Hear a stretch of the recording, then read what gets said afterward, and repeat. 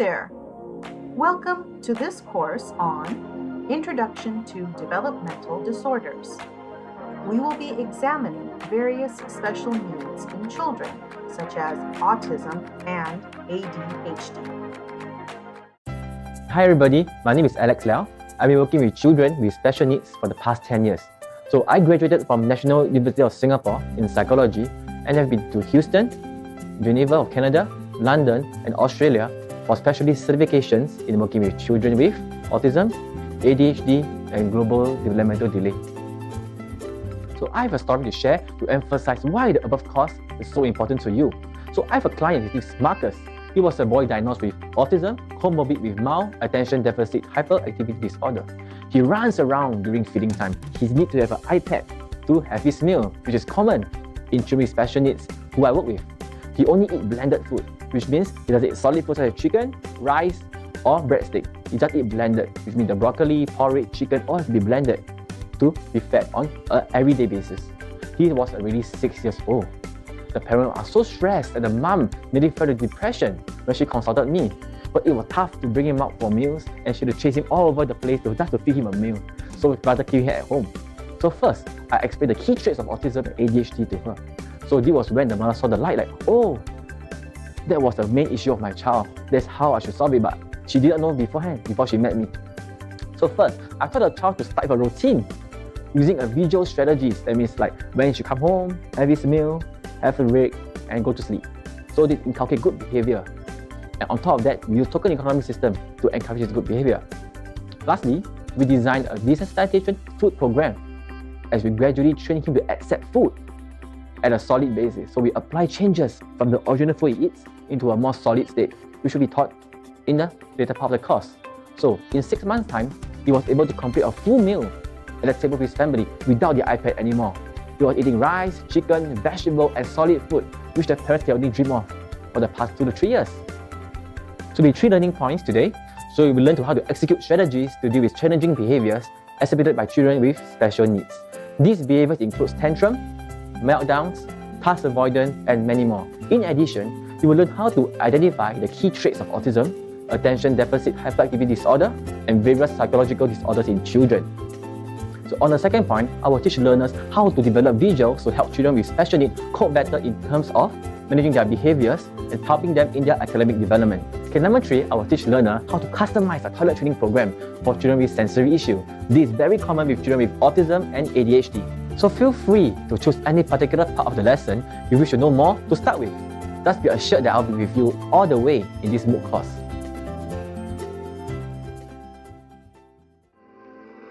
By the end of this section, you will be able to 1. Describe the characteristics of persons with developmental disorders. 2. Use appropriate strategies to interact with persons with developmental disorders. Jamie is a new allied educator at one of the local primary schools.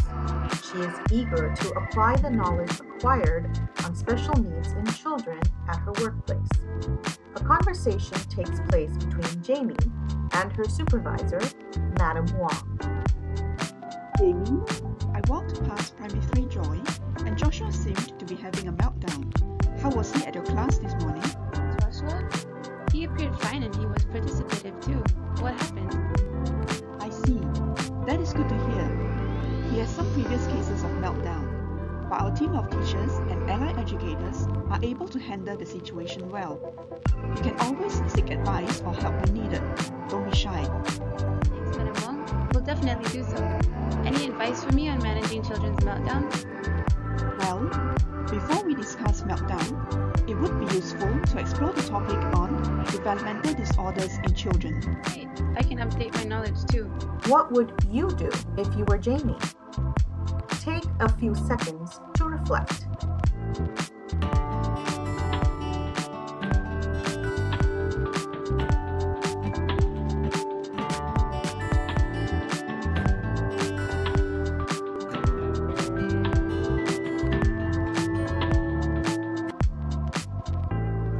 Do you want to help Jamie? Let's first find out more about developmental disorders. So, what are developmental disorders? They are disorders that interrupt normal development in childhood. They may be specific or pervasive. Most importantly, if we intervene early, we can accommodate and overcome most specific developmental disorders. In the case of pervasive developmental disorders, early intervention is absolutely essential. Many of these disorders respond well with an aggressive treatment. This may include speech therapy, occupational therapy, physical therapy, behavior modification techniques, play therapy, or in some cases, medication. These are examples of common developmental disorders. In this lesson, we will focus on pervasive developmental disorders such as autism, Asperger's, and ADHD. Let's start with autism. Here, you see how the different degrees of autism present themselves on the severity scale. On the left, severe autism, or CANERS, tends to be similar or uniform.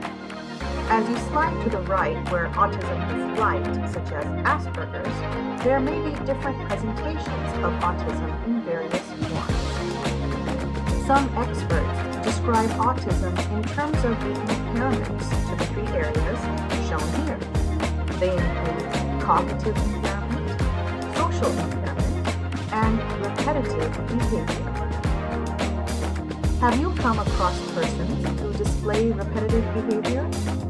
It is in fact a common symptom of autism. Common repetitive behaviors include rocking back and forth and spinning. Repetitive behavior may also include hand flapping and whole body movements. For example, the child may keep twisting around or hand flipping. There may also be signs where the child is fixated on a particular thing. It may be a topic or a toy. Now, what is joint attention?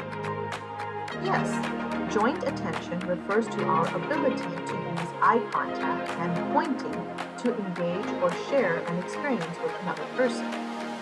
Let me give you an example. A toddler is looking at his mother and pointing to a toy. In this case, the toddler is using joint attention to bring the mom's attention to the toy, whether it is just to show her the toy or to communicate to the mom that he would like her to give it to. Now, if you know anything about toddlers, it is probably the latter. With social impairment, the person with autism will find it difficult to maintain joint attention, which may mean having difficulty when interacting with peers, using and interpreting nonverbal cues, and imitating others' actions and sounds. Besides repetitive behavior and social impairment, the person with autism may also have cognitive impairment. Firstly, he or she may have issues with central coherence. This weak central coherence theory of autism suggests that symptoms observed in autism are due to a style of cognitive termed weak central coherence. This refers to a limited ability to understand the context in which events occur, an inability to see the big picture. This results in autistic individuals taking things literally, such as not being able to understand metaphors or sarcasm. This theory accounts for both the poor generalization and poor context processing observed in autism. Weak central coherence seems to be a separate factor in autistic cognition. However, it may not be related to the behavioral symptoms of the disorder, as weak central coherence is not related to either social competence or severity of symptoms. Thus, it may be a consequence of autism rather than a cause. Hence, it is important for treatment plans to use positive reinforcement, as they do not understand negative reinforcement and take it literally. For example, if daddy or mommy scolds or hits me to get me to do something, I will have to hit them if I want them to do something. Secondly, theory of mind emphasizes the ability of a person to understand that other people have beliefs, desires, and intentions, and these may be different from your own. Theory of mind usually develops in children around the age 3 or 4 years old. It has been proposed that children with autism have a lack of theory of mind, as it explains their social and communication deficits, such as lack of joint gaze, avoidance of eye contact. Finally, the executive function is an umbrella term for cognitive processes such as planning, working memory, inhibition, verbal reasoning, and so on. Included in this is planning behavior, observing behavior, using working memory, and inhibiting automatic reactions. Executive impairment can account for the repetitive and restrictive behavior observed in autistic children. Let's look at the functions of the different parts of our brain. We are aware that the amygdala helps us to recognize emotions. It also helps us to connect behaviors with their consequences in social stimulus rewarding situations. For example, hitting another person results in us being punished. The amygdala is also used in the perception of body movements and eye-gaze direction, in orienting towards social stimuli, and, together with the hippocampus, in long-term memory. Representation of action plans, motor planning and execution, and working memory, on the other hand, are associated with the frontal lobe and the basal ganglia. Rapid shifts in attention and modulation of sensory input have been associated with the cerebellum. These parts of the brain, when impaired, can result in certain symptoms associated with autism or even in autism itself.